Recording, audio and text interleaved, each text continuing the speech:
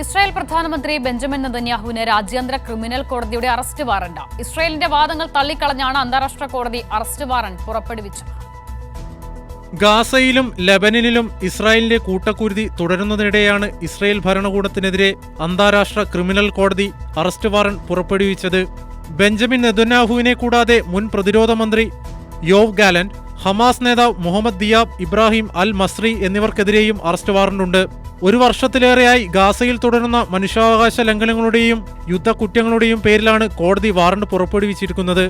Israel, Gaza, West Bank എന്നിവിടങ്ങളിൽ നടക്കുന്ന അന്താരാഷ്ട്ര കുറ്റകൃത്യങ്ങളുമായി ബന്ധപ്പെട്ട് ലഭിച്ച തെളിവുകൾ ആശങ്ക പടർത്തുന്നതാണെന്നാണ് കോടതിയുടെ നിരീക്ഷണം. ഗാസയിലെ ജനങ്ങൾക്ക് ഭക്ഷണം, വെള്ളം, മരുന്ന്, വൈദ്യസഹായം, ഇന്ധനം, വൈദ്യുതി തുടങ്ങിയ അവശ്യ വസ്തുക്കൾ ബോധപൂർവം നിഷേധിച്ചെന്ന് ICCയുടെ ചേംബർ വിലയിരുത്തി. അറസ്റ്റ് വാറണ്ട് പുറപ്പെടുവിച്ചുവെങ്കിലും ഗാസയിൽ ഇസ്രായേൽ കൂട്ടക്കൊല തുടരുകയാണ്. International desk, Kairali news.